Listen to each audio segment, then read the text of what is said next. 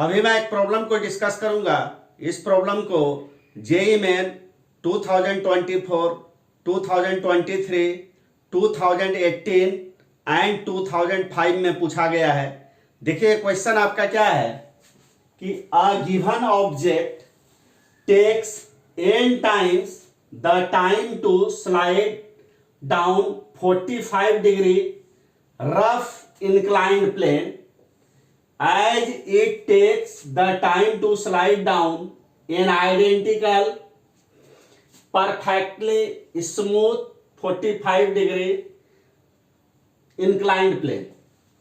तो यहां पर देखिए क्या है कि अगर आप देखिएगा ये फिगर और ये फिगर दोनों में आपका क्या है, दोनों आपका देखिए ये भी आपका एक इंक्लाइंड प्लेन है, ये भी आपका एक इंक्लाइंड प्लेन है। यहां पर देखिए यहां पर इंक्लाइंड प्लेन का सरफेस आपका क्या स्मूथ है, यहां पर इंक्लाइंड प्लेन का जो सरफेस है आपका रफ है। दोनों आइडेंटिकल है, यानी आइडेंटिकल का मतलब यहां पर यह समझना है कि टॉप से बॉटम तक का यहां जितना लेंथ है, टॉप से बॉटम तक का भी यहां उतना ही लेंथ है आपका, यानी सारा चीज आपका एक जैसा है। सिर्फ डिफरेंस आपका क्या है, एक का सरफेस आपका स्मूथ है, दूसरे का सरफेस आपका रफ है। स्मूथ और रफनेस इसको अगर छोड़ दिया जाए तो सारा आपका एक जैसा है आपका। इसके बाद देखिए इस प्रॉब्लम में कहा क्या जा रहा है कि स्मूथ इंक्लाइंड प्लेन के टॉप से एक ऑब्जेक्ट को यहां पे आपका रिलीज किया गया आपका, और मान के चलिए यहां पर टॉप से जिस समय रिलीज किया गया वो टाइम हम लोग t=0 पर लेते हैं, और ये आपका जैसे ये ऑब्जेक्ट को आप रिलीज करिएगा ये आपका यहाँ पे आपका स्लाइड करना शुरू करता है, और बॉटम ऑफ द इंक्लाइन पर ये मान के चलिए पहुंचता है स्मॉल t कैपिटल T पर। अब देखिए क्या इसी सेम ऑब्जेक्ट को, जिस ऑब्जेक्ट को इस स्मूथ इंक्लाइंड प्लेन पर टॉप से स्लाइड कराया गया, उसी सेम ऑब्जेक्ट को अब आप रफ इंक्लाइंड प्लेन पे टॉप से स्लाइड कराइए। अगर टॉप से यहाँ पे जिस समय स्लाइड कराया जा रहा है उस टाइम को हम लोग t=अगर 0 माने तो प्रॉब्लम में दिया हुआ n टाइम्स, मतलब यहां पर बॉटम तक पहुंचने में उसको कितना टाइम लगता है, nt। यानी कहने का मतलब स्मूथ इंक्लाइंड प्लेन पर टॉप से बॉटम तक पहुंचने में अगर t टाइम लगता है, कैपिटल T टाइम, तो उसी सेम ऑब्जेक्ट को रफ इंक्लाइंड प्लेन पे टॉप से बॉटम तक पहुंचने में जो टाइम लगता है इसका n टाइम्स टाइम लगता है आपका nt। ये आपका प्रॉब्लम का जो पहला लाइन आपका इसमें ये इंफॉर्मेशन आपका दिया गया है। तो सबसे पहले आपको क्या करना है कि यहां से लेके यहां तक अच्छे से पढ़िए और उसको आपको समझना है कि क्या क्या इंफॉर्मेशन आपका दिया गया है, उसके अकॉर्डिंगली आपको सबसे पहले आपको डायग्राम को आपको ड्रॉ करना है। अब देखिए इसमें पूछा क्या जा रहा है कि the coefficient of kinetic friction between the object and the surface of the inclined plane. क्योंकि यहां पर जो रफ सरफेस है हमारा, ये रफ सरफेस और इस सरफेस के ऊपर जो ऑब्जेक्ट आपका स्लाइड कर रहा है, उस ऑब्जेक्ट का जो सरफेस इस इंक्लाइंड सरफेस के कांटेक्ट में है, ऑब्जेक्ट का वो सरफेस और इस इंक्लाइंड प्लेन का रफ सरफेस के बीच में जो आपका क्या बोलते हैं, आपका जो काइनेटिक फ्रिक्शन ऑपरेट करेगा, उसी के लिए आपको क्या करना है कि कोफिशिएंट ऑफ काइनेटिक फ्रिक्शन को हम लोगों को यहाँ पे कैलकुलेट करके दिखाना है। तो कोफिशिएंट ऑफ काइनेटिक फ्रिक्शन को म्यू केट से डिनोट किया जाता है। तो सबसे पहले हम लोग क्या करते हैं, हाँ दोनों में आपका कॉमन चीज क्या है कि यहां पर भी इस फिगर में भी हम लोग ये मान के चलते हैं कि ऑब्जेक्ट को जो आपका रिलीज किया जा रहा है टॉप से विथ, यानी चूंकि रिलीज किया जा रहा है ना, तो इनिशियल वेलोसिटी को हम लोग यहां भी 0 मान लेते हैं, और यहां पर भी उसी सेम ऑब्जेक्ट को यहां पर भी top of the inclined plane से यहां पर भी उसको रिलीज ही किया जा रहा है, तो यहां पर भी u का वैल्यू हम लोग 0 ले लेते हैं। प्रॉब्लम में ये आपका इंफॉर्मेशन आपका दिया हुआ है नहीं कि जब टॉप पर ऑब्जेक्ट का वेलोसिटी आपका क्या, ये प्रॉब्लम में आपका दिया गया नहीं है, तो हम यहां पर u=0 मानकर ही हम लोग कैलकुलेशन करते हैं। अब देखिए क्या है कि सबसे पहले हम लोग क्या करते हैं कि जो ऑब्जेक्ट आपका इस इंक्लाइंड प्लेन पर आपका स्लाइड कर रहा है, सबसे पहले उस ऑब्जेक्ट का हम लोग फ्री बॉडी डायग्राम को लिखते हैं स्मूथ इंक्लाइंड प्लेन के लिए। तो मान के चलिए यही आपका ऑब्जेक्ट है। देखिए इस ऑब्जेक्ट के ऊपर कौन कौन सा फोर्स लगेगा, तो यहां पर देखिए एक फोर्स तो अर्थ के कारण लगेगा। हम लोग मान लेते हैं कि इस ऑब्जेक्ट का मास आपका m है, तो अर्थ के कारण इस ऑब्जेक्ट के ऊपर आपका क्या फोर्स लगेगा, आपका m इंटू जी आपका फोर्स लगेगा। और ये फोर्स आपका किधर लगेगा, आपका वर्टिकली डाउनवर्ड डायरेक्शन में लगेगा। दूसरा फोर्स देखिए किसके कारण लगेगा, इस इंक्लाइंड प्लेन के कारण लगेगा, और वो फोर्स आपका इस ऑब्जेक्ट पर किधर लगेगा, इंक्लाइंड प्लेन के परपेंडिकुलर डायरेक्शन में। और इस फोर्स को यहां पर हम लोग क्या कहेंगे, नॉर्मल फोर्स या नॉर्मल रिएक्शन, जिसको कि यहां पर आपका डिनोट किया गया आपका कैपिटल N से। अब देखिए क्या है, यहां पर इंक्लाइंड प्लेन हॉरिजॉन्टल से आपका कितना एंगल बना रहा है, आपका थीटा। यहां पर इस थीटा का वैल्यू आपका क्या दिया गया, 45 डिग्री यहां भी। और यहां पर भी देखिए इस फिगर के लिए भी थीटा का वैल्यू आपका 45 डिग्री है। ये प्रॉब्लम में देखिए ये इंफॉर्मेशन दिया गया है, चाहे रफ इंक्लाइंड प्लेन हो या आपका स्मूथ इंक्लाइंड प्लेन हो, दोनों आपका हॉरिजॉन्टल से कितना एंगल पर है, 45 डिग्री के एंगल पर है। अब देखिए तो यहाँ पे अगर ध्यान से अगर आप ऑब्जर्व करिए तो ये अगर एंगल अगर हम लोग थीटा अगर लें, थीटा अगर है तो ये एंगल आपका कितना हो जाएगा, आपका ये एंगल हमारा आपका 90 माइनस आपका थीटा हो जाएगा। ये एंगल क्यों, क्योंकि ये एंगल थीटा है, और ये जो mg वाला जो लाइन है ये आपका क्या वर्टिकली डाउनवर्ड है ना, वर्टिकली डाउनवर्ड डायरेक्शन में है। ये एंगल आपका क्या हो जाएगा, 90 हो जाएगा। ये थीटा ये 90, तो 90 प्लस थीटा, तो ये एंगल कितना हो जाएगा, 90 माइनस थीटा। तो ये एंगल आपका क्या हो जाएगा, ये एंगल आपका यहाँ पे थीटा हो जाएगा।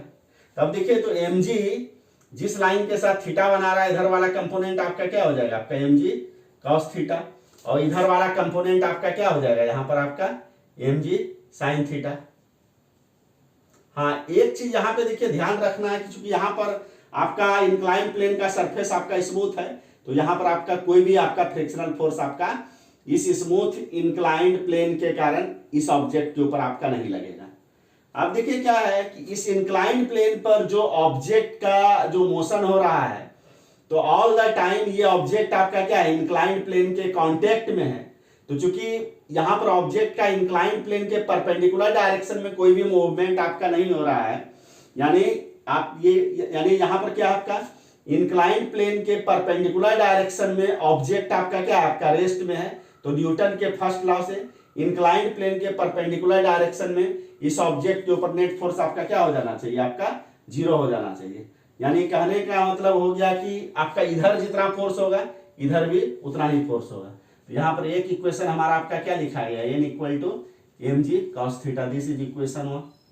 अब देखिए तो यहाँ पे डाउन द इंक्लाइन ऑब्जेक्ट के ऊपर नेट फोर्स आपका कितना लग रहा है, आपका यानी एफ नेट अगर आप देखिए डाउन द इंक्लाइन तो आपका कितना लग रहा है, आपका mg sin थीटा।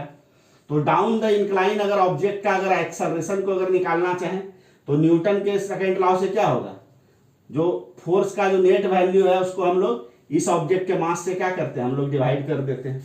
तो जैसे इसको मास से आप डिवाइड करिएगा ना, तो यहाँ पर आपका क्या हो जाएगा, एफ नेट की जगह पर क्या हो जाएगा, mg sin थीटा हो जाएगा।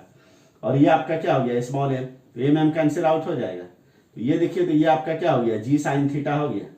यानी यहाँ पर इस स्मूथ इंक्लाइंड प्लेन के केस में ऑब्जेक्ट आपका डाउन द इंक्लाइन, जो ऑब्जेक्ट आपका मूव कर रहा है विथ कितना एक्सेलरेशन से, आपका g sin थीटा एक्सेलरेशन से आपका यहां पे आपका मूव कर रहा है। अब देखिए क्या है कि अब यहां पर भी हम लोग रफ इंक्लाइंड प्लेन के भी केस में हम लोग यहां पर एक्सेलरेशन ऑफ द ऑब्जेक्ट को कैलकुलेट करते हैं जब ये डाउन द इंक्लाइन आपका स्लाइड कर रहा है।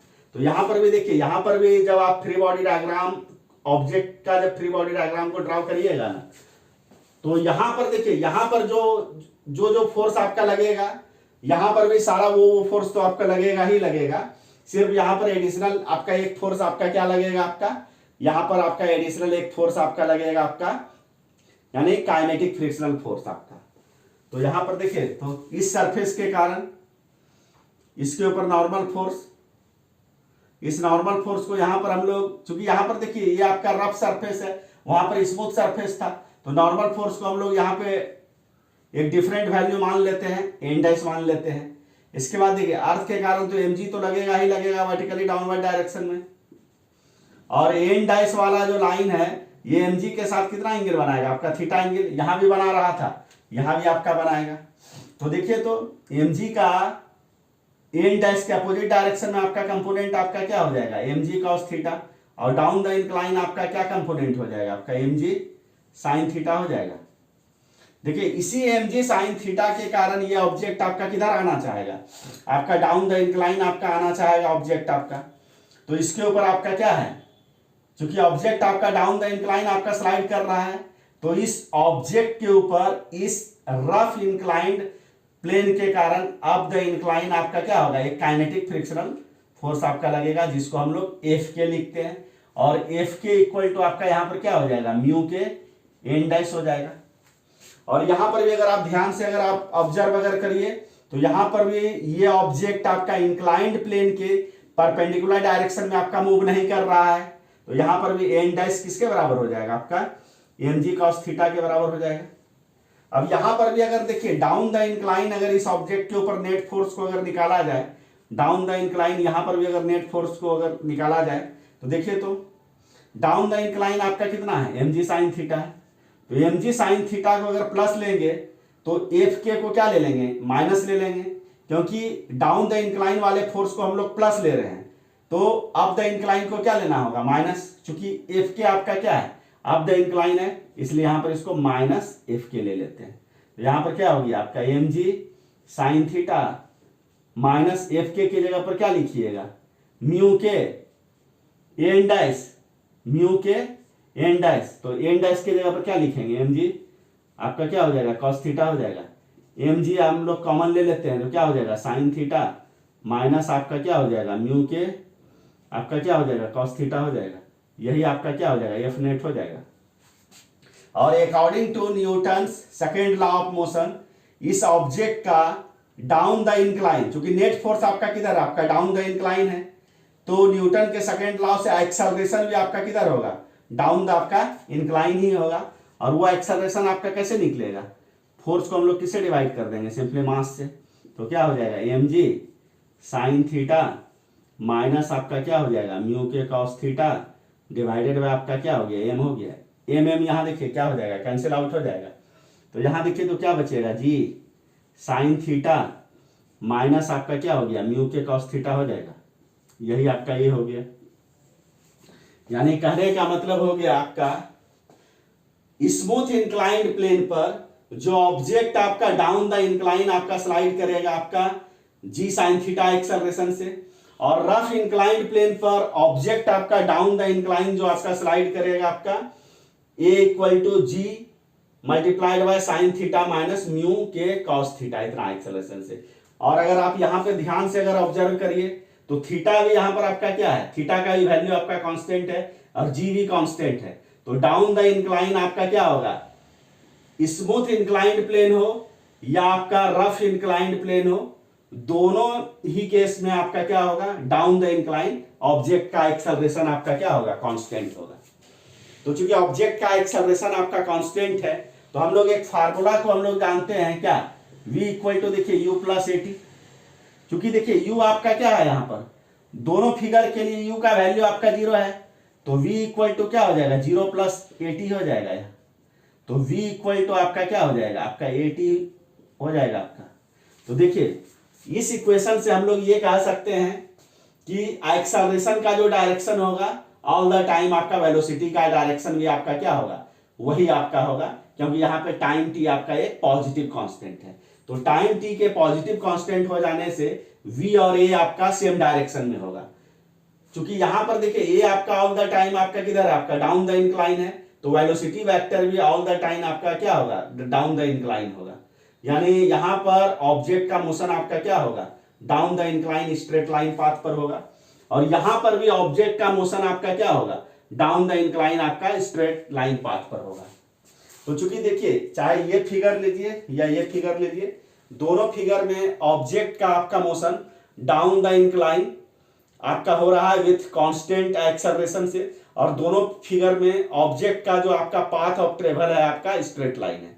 यानी कहने का मतलब चाहे आपका ये फिगर हो या ये फिगर हो, दोनों फिगर में ऑब्जेक्ट का मोशन हो रहा है आपका स्ट्रेट लाइन पाथ पर कांस्टेंट एक्सेलरेशन से। ये अलग बात है कि यहाँ पे स्ट्रेट लाइन पाथ ना तो हॉरिजॉन्टल है और ना ही वर्टिकल है, ये आपका इंक्लाइंड है। लेकिन पाथ आपका स्ट्रेट है, तो हम लोग इस इक्वेशन को हम लोग यूज कर सकते हैं, X equal to U T plus half A T square.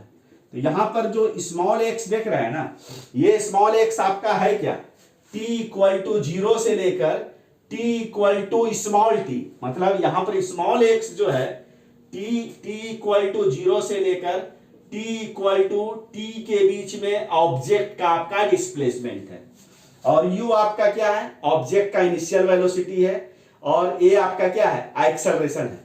तो सबसे पहले इस इक्वेशन को हम लोग स्मूथ प्लेन के लिए अप्लाई करते हैं, फिर इसी सेम इक्वेशन को हम लोग रफ इंक्लाइन प्लेन के लिए हम लोग अप्लाई करेंगे। तो सबसे पहले देखिए क्या करते हैं, इस इक्वेशन को हम लोग जैसे ही स्मूथ इंक्लाइन प्लेन के लिए हम लोग अप्लाई करेंगे, तो यहां पे देखिए तो t इक्वल टू 0 से लेकर ऑब्जेक्ट का मोशन कितना टाइम तक हुआ है, t equal to capital T तक हुआ है।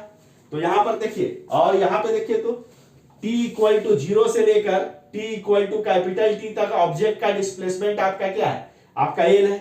तो x के जगह पर हम लोग l रख देंगे, u के जगह 0 रख दीजिए, और स्मॉल t मतलब t इक्वल टू 0 से लेकर t equal to capital T तक ऑब्जेक्ट का डिस्प्लेसमेंट आपका कितना, स्मॉल l रख दिया गया है, u के जगह पर 0 रख दिया गया है, क्योंकि ऑब्जेक्ट का इनिशियल वेलोसिटी क्या आपका 0 है, और टॉप ऑफ द इंक्लाइन से बॉटम ऑफ द इंक्लाइन तक आने में कितना टाइम लगा है, कैपिटल T, स्मॉल t के जगह पर हम लोग कैपिटल T रख देते हैं, हाफ a के जगह पर हम लोग क्या ले लेते हैं, a के जगह पर हम लोग यहाँ पे g साइन थीटा ले लेते हैं, और यहाँ पे t के जगह पर हम लोग कैपिटल T स्क्वायर ले लेते हैं, यानी सिंपली l इक्वल टू क्या हो गया, half g sign theta into आपका क्या हो गया, कैपिटल T स्क्वायर हो गया आपका। यानी कहने का मतलब इस इक्वेशन को हम लोग कैपिटल A मान लेते हैं। अब देखिए इसी सेम इक्वेशन को हम लोग यूज करते हैं इस फिगर के लिए। तो इस फिगर में भी अगर देखिए तो टॉप ऑफ द इंक्लाइन से बॉटम ऑफ द इंक्लाइन के बीच में ऑब्जेक्ट का डिस्प्लेसमेंट यहां पर भी आपका क्या है, स्मॉल l है, तो x के जगह पर हम लोग फिर स्मॉल l रख देते हैं। यहां पर भी देखिए तो ऑब्जेक्ट का इनिशियल वेलोसिटी आपका 0 है, 0। अब देखिए तो यहां से यहां तक आने में कितना टाइम लगा है आपका, n इंटू टी, तो स्मॉल t के जगह पर n इंटू कैपिटल T रख देते हैं, हाफ। अब देखिए एक्सेलरेशन के जगह पर क्या रखना होगा, a के जगह पर g साइन थीटा माइनस क्या हो जाएगा आपका म्यू के कॉस थीटा, और देखिए स्मॉल t के जगह पर क्या रखना होगा, यहां से यहां तक आने में कितना समय टाइम लगा, स्मॉल n इंटू टी, तो स्मॉल n इंटू टी का होल स्क्वायर। तो n इक्वल टू आपका क्या हो जाएगा, half g sine theta minus mu के कॉस थीटा इंटू आपका क्या हो जाएगा n स्क्वायर टी स्क्वायर। इस इक्वेशन को हम लोग b मान लेते हैं। अब यहां पे देखिए हम लोग क्या करेंगे, इक्वेशन ए और इक्वेशन बी दोनों आपका क्या है, एल का ही ना वैल्यू है, तो दोनों को इक्वेट हम लोग कर देते हैं। तो क्या हो जाएगा देखिए, तो half g sine theta into क्या हो जाएगा t square, half g sine theta minus क्या हो जाएगा म्यू के cos theta n square t square हो जाएगा। देखिए तो हाफ यहाँ भी है, यहाँ भी है, कैंसिल आउट हो गया, जी यहाँ भी है, यहाँ भी है, आपका कैंसिल आउट हो गया आपका। अब देखिए तो यहाँ अगर टी स्क्वायर यहाँ भी है, यहाँ भी है, कैंसिल आउट हो गया, और थीटा का वैल्यू देखिए आपका कितना, आपका 45 डिग्री है। तो थीटा आपका 45 डिग्री है, तो देखिए तो लेफ्ट हैंड साइड में आपका क्या हो जाएगा, आपका साइन 45 डिग्री हो जाएगा आपका। और देखिए तो राइट हैंड साइड में हम लोग क्या लिखेंगे, देखिए तो साइन 45 डिग्री माइनस म्यू के आपका क्या हो जाएगा कॉस 45 डिग्री इंटू आपका क्या हो जाएगा, आपका एन स्क्वायर हो जाएगा आपका। और हम लोग जानते हैं कि साइन 45 डिग्री का वैल्यू आपका क्या होता है, 1/√2 इक्वल टू क्या हो जाएगा 1/√2 माइनस म्यू के, और कॉस 45 डिग्री आपका क्या हो जाएगा 1/√2 इंटू आपका क्या हो जाएगा एन स्क्वायर हो जाएगा। अब यहाँ पे देखिए तो यहाँ 1/√2 हम लोग कॉमन ले लेते हैं, तो क्या हो जाएगा 1/√2 इज इक्वल टू आपका देखिए तो क्या हो जाएगा, तो 1/√2 कॉमन ले लेते हैं, तो क्या हो जाएगा 1 माइनस म्यू के इंटू आपका क्या हो जाएगा एन स्क्वायर हो जाएगा। 1/√2 कैंसिल आउट हो गया, तो देखिए तो लेफ्ट हैंड साइड में क्या बचा 1 बचा, तो देखिए तो यहाँ पे लेफ्ट हैंड साइड में 1 बचा, 1 इक्वल टू क्या लिखेंगे 1 माइनस म्यू के इंटू आपका क्या हो जाएगा एन स्क्वायर हो जाएगा। एन स्क्वायर को देखिए तो अब लेफ्ट हैंड साइड में ट्रांसफर कर दीजिए तो क्या हो जाएगा 1/n² हो जाएगा इक्वल टू क्या हो जाएगा 1 माइनस म्यू के हो जाएगा।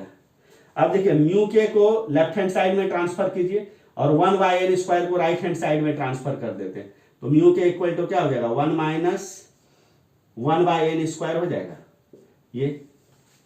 तो देखिए तो यहां पर कॉफिशिएंट ऑफ काइनेटिक फ्रिक्शन का वैल्यू आपका कितना आ गया 1 माइनस 1/n²। तो यहां पे करेक्ट आंसर आपका क्या हो जाएगा आपका सी हो जाएगा। तो इस प्रकार से इस क्वेश्चन को मैंने सॉल्व कर दिया।